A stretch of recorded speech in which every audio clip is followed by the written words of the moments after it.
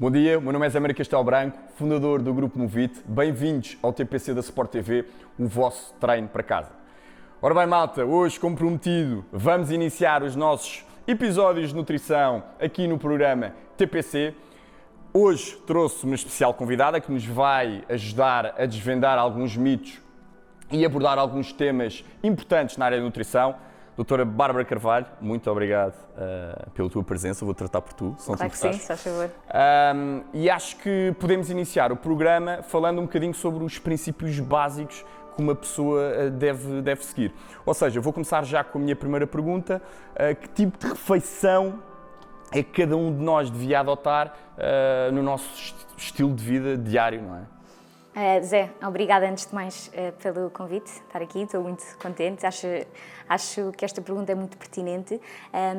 De uma forma geral, acho que temos várias abordagens que podemos seguir para tentar promover um padrão alimentar saudável, mas de uma forma geral, acho que, baseado na nossa cultura e um bocadinho no nosso meio ambiente, acho que faz todo o sentido promovermos o padrão alimentar da dieta mediterrânica, não sei se já ouviste falar. Sim, tenho uma vaga ideia, sim, exatamente. O padrão da dieta mediterrânica acaba por promover o consumo de produtos de origem vegetal, as frutas, os legumes, os frutos oleaginosos, privilegia também o consumo de cereais integrais, minimamente processados, também promove o consumo de peixe, carnes vermelhas de uma forma mais limitada, e promove também o consumo dos produtos de produção local, ou seja, tem um bocadinho um foco na sustentabilidade, digamos assim. Ok. Nós somos um ótimo país porque normalmente quando nós vamos a um determinado restaurante ou o que for, as refeições que são servidas são muito à base das dietas mediterrânicas, sim. Muito peixe, muito vegetal, sim. Não é? Vai muito ao encontro disso. Apesar de nós não nos enquadrarmos em termos de localização na área mediterrânea, acabamos por ter um estilo de vida, um meio ambiente muito parecido e a nossa alimentação acaba por ser muito fácil para o português adotar este padrão alimentar, se acabar por deixar de parte os alimentos processados que estão presentes na dieta ocidental de uma forma geral. E o que se verifica é que este padrão alimentar acaba por estar associado também à prevenção de doenças crónicas, doenças cardiovasculares, problemas oncológicos, diabetes, porque acaba por rejeitar alguns alimentos que não são nutricionalmente interessantes. Por isso, se formos falar de uma forma geral de padrão alimentar, acho que a dieta mediterrânica se enquadra perfeitamente na nossa população. Excelente. Ok. Estamos a falar aqui da dieta mediterrânica, isto é muito giro, consumir muitos vegetais, carne, peixe, ovo, mas agora falando aqui um bocadinho mais dentro da questão, para as pessoas lá em casa perceberem bem o que é que nós estamos a falar, vamos falar sobre macro e micronutrientes. Primeiro, o que são? Normalmente as pessoas não têm uma grande ideia do que é que... Nós falamos sobre macros e eles ficam a olhar o que é isto. Ou seja, eu queria falar um bocadinho sobre isso. O que é que são macro, o que é que são micronutrientes, que benefícios é que eles nos podem trazer nas refeições, como é que eles devem ser distribuídos nas nossas refeições diárias. Queres falar um bocadinho sobre isso? Sim. Pronto, temos os macronutrientes, que são as proteínas, as gorduras e os hidratos de carbono, e depois temos os micronutrientes, que são as vitaminas, os minerais. Dentro dos macronutrientes, eles são todos eles muito importantes, ok? E existem recomendações gerais para o seu consumo, em termos de quantidades. Cerca de 50% da nosso aporte calórico deveria ser derivado de hidratos de carbono, 15 a 20% de proteínas e 25 a 30% de gorduras. Deixa-me só interromper, desculpa. Só porque acho que há aqui um ponto importante. Atenção que essas percentagens dependem sempre dos objetivos de cada um, claro. Não é? Porque às vezes as pessoas ouvem isto em televisão e querem logo seguir isso à risca. Ok, vou meter 50, depois 30, depois... acho que é importante falar sobre isso, não é? Depende muito dos objetivos. É importante, por isso é que é uma orientação. Depois, na prática clínica e com cada objetivo, nós nutricionistas acabamos por jogar um bocadinho com esses intervalos recomendados e às vezes acabamos por fugir um bocadinho aos intervalos recomendados por alguma razão específica, mas e também, ou seja, se me perguntares, se estivermos a falar num contexto de perda de peso, por exemplo, um paciente, uma pessoa que queira perder peso, também é o mais habitual, verifica-se que mantemos um aporte moderado de proteína, ou muitas vezes até aumentamos um bocadinho o aporte de proteína, e depois brincamos, entre aspas, ou jogamos um bocadinho com os outros dois macronutrientes, que é as gorduras e os hidratos de carbono, que são macronutrientes fonte, ou seja, são fontes energéticas, digamos assim. E podemos jogar um bocadinho com as proporções, podemos fazer uma dieta um bocadinho mais restrita em hidratos de carbono e liberalizar as gorduras. Sou um bocadinho mais apologista, especialmente agora falando do desporto, que tu estás ligado à área, de promover o consumo moderado de hidratos de carbono, consoante os objetivos de cada um e as necessidades nutricionais, e baixar um bocadinho as gorduras dentro daquilo que é... para no final do dia o aporte calórico ser ajustado é que permita um déficit calórico, porque é o déficit calórico que vai promover a perda de peso. Claro. Okay? Eu estava aqui a pensar, agora falaste na área de desporto e como tu sabes, nós estamos a dar treinos agora no programa TPC, de alta intensidade, e segundo muitas mensagens que nós temos recebido, o grande objetivo das pessoas é emagrecer com este tipo de treinos. Ou seja, atacar ali a massa gorda, ou diminuir a massa gorda e manter ou aumentar a massa muscular. Para esse tipo de casos, o que é que tu aconselhas? Olha, são dois casos distintos, não é? Perder massa gorda e aumentar massa muscular. Muitas vezes, se calhar, não conseguimos as duas coisas ao mesmo tempo, não é? Às vezes é importante preservar a massa muscular e depois perder a massa gorda. Nesse caso, pronto, como eu estava a dizer, é importante atingirmos o déficit calórico e muitas vezes o déficit calórico não permite aumentar a massa muscular, ou seja, se estiveres a comer menos do que aquilo que estás a gastar, às vezes pode haver alguma... Isso é muito importante, não é? Esses déficits calóricos, se tu queres emagrecer, obviamente que tu tens que ingerir menos do que gastas. Por isso, sim, e no dia a dia, quando estou a trabalhar, gosto de explicar às pessoas que para o plano não ser demasiado restritivo, podemos aumentar essa restrição, ou seja, promover um maior déficit com o exercício. Não temos que estar a comer pouco volume, claro, poucas quantidades. Acho que o exercício é essencial. É essencial. Para ganhar resultados. Cada vez mais, e estou recentemente a trabalhar mais com pessoas que praticam desporto e vejo os resultados serem muito melhores com quem pratica desporto, também tanto a nível de resultados como a nível psicológico, não é? Claro. Temos o fator todo psicológico associado ao bem-estar da atividade física e acho que a boa alimentação associada ao exercício físico só traz vantagens em todos os aspectos, todas as vertentes. Claro, nós estávamos aqui a falar um bocadinho, numa forma muito abrangente, dos macronutrientes, falámos sobre os hidratos, sobre as gorduras e sobre as proteínas, ok? Eu queria fazer agora neste primeiro programa, ou seja, falar um bocadinho sobre estas questões mais básicas, entre aspas, e pedimos atacar já os hidratos de carbono. Os hidratos de carbono, as pessoas querem emagrecer, fogem dos hidratos, não é? Sim. Isto é uma coisa, é o que eu vejo mais. As pessoas ouvem hidratos e deixam de... Exatamente, fogem completamente. Mas sabemos que os hidratos de carbono são essenciais para quem pratica exercício físico porque é a tua principal fonte de energia. Estou correto? Sim. O que é que tu podes nos dar primeiro alguns exemplos de alguns bons hidratos de carbono que as pessoas devem atacar e o porquê de serem importantes. Exatamente, de serem importantes na nossa alimentação diária, mesmo para quem quer emagrecer. Sim. Pronto, os hidratos de carbono temos vários exemplos. Podemos dividi-los em complexos e hidratos de carbono simples. E é importante as pessoas perceberem que os simples nem todos são maus, ok? Temos os simples, que é o açúcar de mesa, o açúcar branco, mas também o açúcar da fruta, o açúcar do leite, a lactose, também são açúcares que não são necessariamente prejudiciais para a perda de peso. E antes de nomear alguns hidratos de carbono bons, é importante as pessoas perceberem que os hidratos de carbono não são só uma fonte energética, também são fonte de micronutrientes, ok? São fontes de fibra, são fontes de minerais, de vitaminas do complexo B, ou seja, vitaminas do complexo B são bons para utilizar a energia, utilizar os hidratos de carbono e convertê-los em energia, são muito importantes. Não podemos só fazer uma associação de hidratos de carbono, energia, aumento de peso, tudo, ok?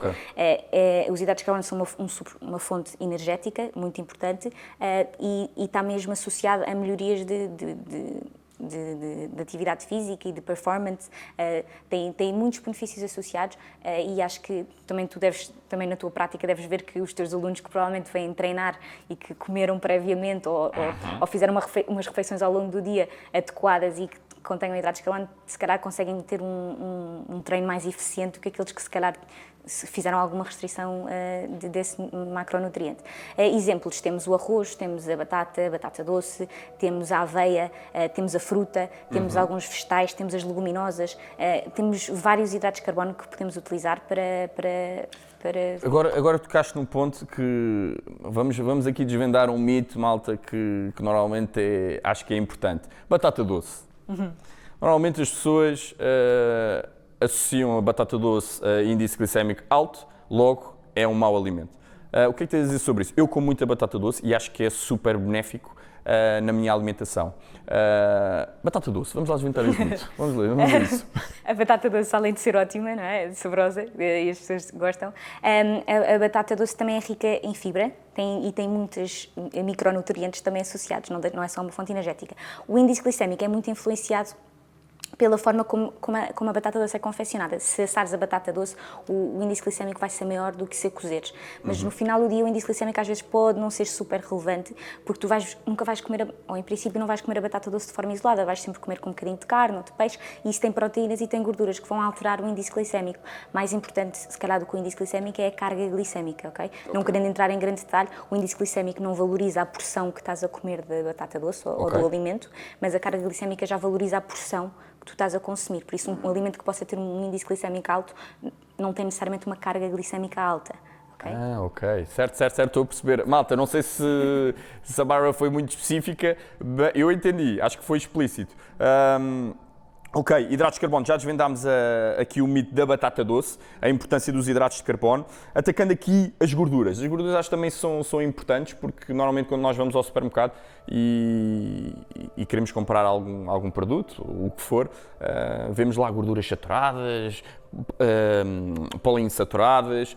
O que é que tens a dizer sobre isso? Tipos de gordura? Olha, indo outra vez àquela recomendação que eu falei há pouco dos 25 a 30% da nossa energia devia ser derivada das gorduras, o que está estabelecido é que uma quantidade mínima deve vir das gorduras saturadas. As gorduras saturadas é, por exemplo, a manteiga, as carnes, ou seja, a gordura animal, muitas vezes, mas nem todas as gorduras animais são más, ok?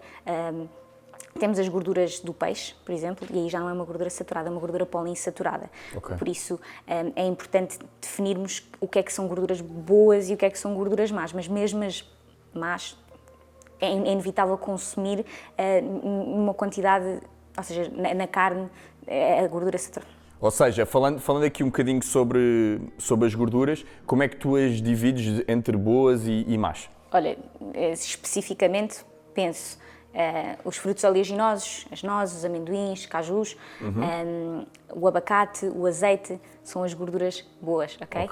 Se calhar as gorduras saturadas, especialmente aquelas usadas na confecção, alguns óleos que não são muito importantes, ou mesmo o óleo de coco, acho que não, e também não pertence à dieta mediterrânica, enquanto o azeite pertence à dieta mediterrânica, é uma gordura monoinsaturada, o óleo de coco é uma gordura saturada, ou seja, o que é que isto faz? As gorduras saturadas contribuem para aumento do risco cardiovascular a longo prazo, ok? Se for em excesso, ok? E isso pode aumentar o risco, ou seja, aumenta-te o colesterol, aumenta-te as gorduras na circulação e isso pode aumentar o risco de doenças cardiovasculares no geral. Agora, falando aqui um bocadinho sobre o azeite e o óleo de coco, qual é que tu achas que deveria ser utilizado no dia-a-dia? No dia-a-dia, exatamente. O azeite, com certeza, mesmo. Estão recomendadas, a dieta mediterrânica até fala em 3 a 4 colheres de sopa de azeite, se não estou em erro, recomendadas diariamente. Claro que isto, mais uma vez, tem a ver com os objetivos de cada um, mas existem benefícios associados a este consumo, ou seja, de uma forma moderada, em comparação com o óleo de coco. Não quer dizer que, se uma vez queiras fazer umas panquecas ou algo do género, não queiras ter o sabor do óleo do azeite de uma panqueca, eu não posso usar um bocadinho de óleo de coco, mas para as confecções, no geral, privilegiamos sempre o azeite. Mas é preciso ter, e não sei se ouviram, malta, o consumo tem que ser bem moderado, porque o azeite pode ser extremamente calórico. Sim, e posso falar um bocadinho sobre isso também, porque às vezes, há bocado estavas a falar que as pessoas têm muito medo dos hidratos de carbono, na verdade, os hidratos de carbono têm uma densidade energética muito menor do que as gorduras. Uma colher de sopa de azeite, pode ter até 100, 110 calorias, ok? Uma colher de arroz pode ter 20, 30 calorias, se não estou em erro. Por isso, o que quero dizer é que às vezes mais vale. E também as gorduras, também é importante nós comemos com os olhos, não é? É muito importante a parte visual.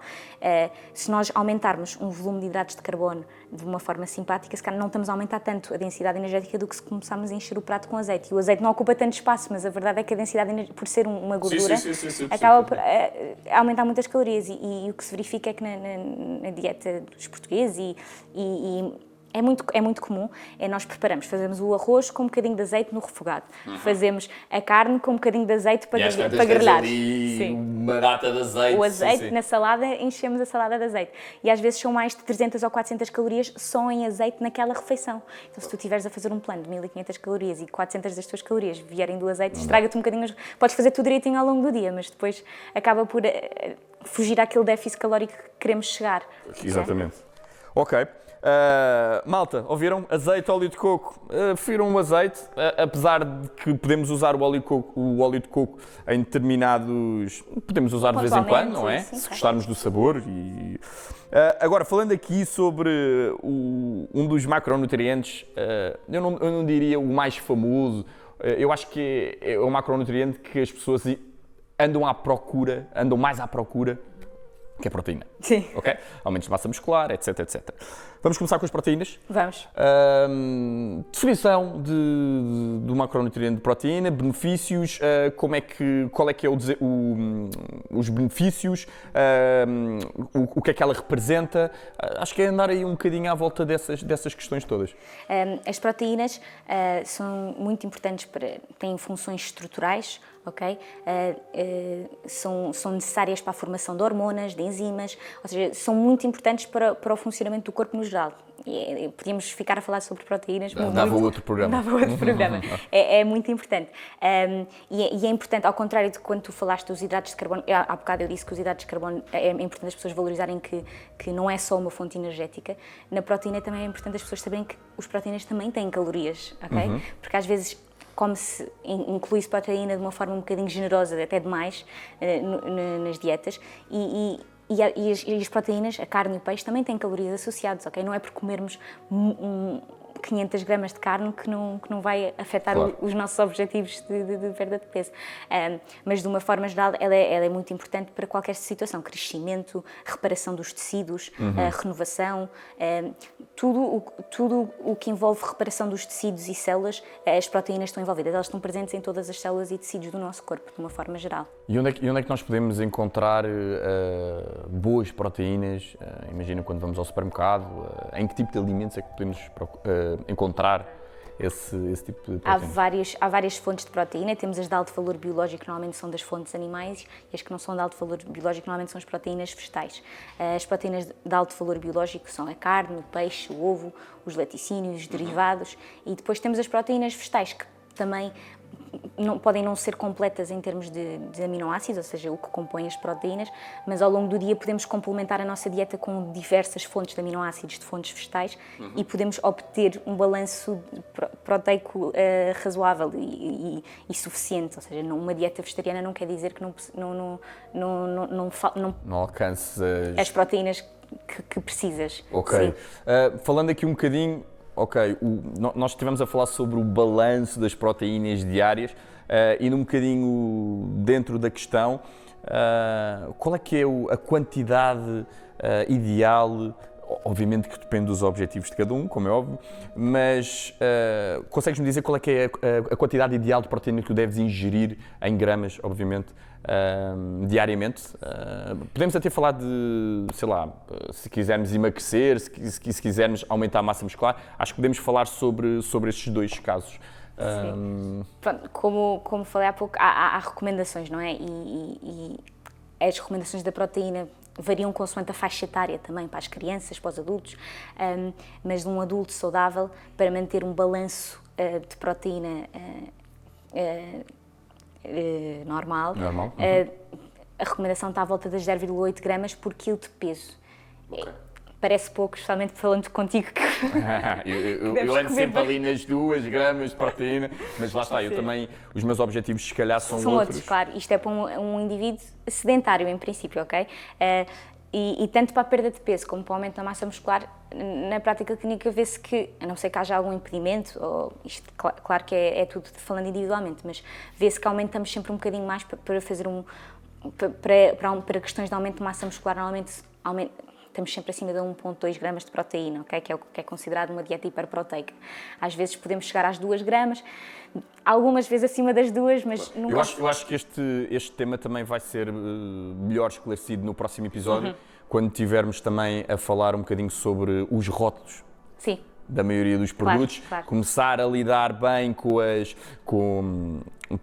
os ingredientes, com as calorias, com as gramas, etc, etc. Vamos falar mais a fundo no próximo episódio sobre isto. O objetivo neste primeiro episódio é exatamente atacar os princípios básicos, falar um bocadinho sobre os macronutrientes e sobre os micronutrientes, que ainda não falámos assim muito. Acho que podemos atacar, porque hoje nós só temos 25 minutos de programa, ok? Isto tem que ser muito bem aproveitado, malta, está bem? Por isso, para finalizar, micronutrientes. Micronutrientes, olha... vitaminas e minerais, certo? Vitaminas e minerais, sim. Temos as vitaminas, dentro das vitaminas temos as vitaminas lipossolúveis e as hidrossolúveis, ok? As hidrossolúveis são as vitaminas normalmente do complexo B, que precisamos diariamente. As vitaminas lipossolúveis não é que não precisamos diariamente, mas elas conseguem ser armazenadas, ok? E aí, olha, falando das gorduras há bocado que falámos da importância das gorduras, é muito importante as gorduras na dieta, porque elas são uma forma de transporte das vitaminas lipossolúveis, daí serem lípidos. Vitamina A, D, E e K. Ok, consegues dar alguns exemplos de alguns alimentos só para situarmos as pessoas? Olha, a vitamina A, por exemplo, a batata doce, a cenoura, que falaste há pouco. A vitamina D está presente em alguns alimentos, mas em muito pequenas quantidades, ok? Provavelmente mais de origem animal. A vitamina E está presente nos frutos oleaginosos, nos frutos gordos. E a vitamina K está presente nos vegetais de folha verde, por exemplo, se quiseres, tipo espinafres, tudo o que é agriões, tudo o que é verde. Okay? Lá está, vou voltar a repetir, nós vamos abordar melhor este tema no segundo episódio, quando estivermos a falar exatamente que alimentos é que nós devemos comprar quando vamos às compras, que acho que, pelo menos eu tenho visto as pessoas completamente desorientadas no planeamento das compras de supermercado, o que é que devem comprar, o que é que devem, como é que devem distribuir os alimentos nas refeições, e nós vamos abordar melhor esse tema no próximo episódio. Faltam os minerais, certo? Os minerais, sim. Temos o potássio, o ferro, por exemplo, o ferro podes pôr-te, por exemplo, não sei se já tiveste casos de clientes teus ou alunos teus com anemias, por exemplo, o ferro é muito importante porque acaba por ser importante para a formação da hemoglobina. A hemoglobina é uma proteína que transporta o oxigênio do nosso corpo. Okay? Por isso, o ferro, se não estiver presente em quantidades suficientes, acaba por comprometer o transporte de oxigênio pelo corpo. E tu, para fazer exercício, precisas de oxigênio, não é? Precisas de oxigênio de uma forma geral. O ferro é muito importante e está presente tanto em fontes animais como em fontes vegetais, lá está. Depois questiona-se um bocadinho a biodisponibilidade do ferro nas fontes vegetais, mas também há estratégias para contornar. Temos o cálcio, que está presente nos produtos lácteos. O clássico. Cálcio, fósforo também. Sim, cálcio, o fósforo. Temos o potássio em quantidades, deve ser promovido o consumo de potássio. O potássio está presente nas frutas, nos legumes, nas leguminosas, que por acaso nós não falámos, um feijão, um grão, ervilhas, lentilhas. Ou seja, todos os micronutrientes, de uma forma geral, vais encontrar em alguma proporção, muitos deles nos produtos, nas hortofrutícolas, ok? Mas alguns são mais ricos que outros. De uma forma. Sim, senhora. Ok. Bárbara, obrigado por estar aqui no primeiro episódio, ok? Malta, como eu vos disse, ao máximo, foi excelente, ok? Para 25 minutos, ok? Nós só temos 25 minutos de episódio, foi bastante explícito, fazendo aqui um recap, ou seja, recapitulando, tivemos a abordar a questão da dieta mediterrânica, certo? Depois atacámos os macronutrientes, os tipos, os benefícios, demos alguns exemplos, desvendámos alguns mitos, não é? E agora no final demos assim uma breve descrição dos micronutrientes, ou seja, vitaminas e minerais. Ora bem, malta, isto para primeiro episódio, nós temos que atacar sempre os princípios básicos, não há hipótese, também não podemos atacar logo os temas mais complexos, senão vocês ficam aí completamente à deriva, está bem? Vamos ficar por aqui. Bárbara, obrigado mais uma vez. Obrigada, tá bem? Vamos estar cá no próximo sábado às 9 da manhã, não é? Lá está o tema das compras de supermercado, que vai ser top, malta, para vos orientar de uma forma eficiente nas vossas comprinhas, está bem? Já sabem, amanhã vamos ter treino outra vez, TPC, às 9 da manhã, com alta intensidade. A Bárbara claramente vai fazer comigo o treino, está bem? Espero que tenham gostado do episódio, espero que tenha sido útil para cada um de vocês. E vejo-vos amanhã no treino e enviem-nos o vosso feedback se quiserem, para a nossa página de Instagram Move Hit, ok? Já apareceu aí no oráculo, por isso pesquisa, follow na página, segue a nossa página, mete um like e segue-nos, porque só conseguimos crescer claramente com a vossa ajuda. Por isso, se queres mais temporadas, se queres mais programas, vamos precisar da tua ajuda, está bem? Malta, obrigado por terem estado connosco. Vemo-nos amanhã às 9 da manhã com o treino de alta intensidade. Estejam connosco, Move It.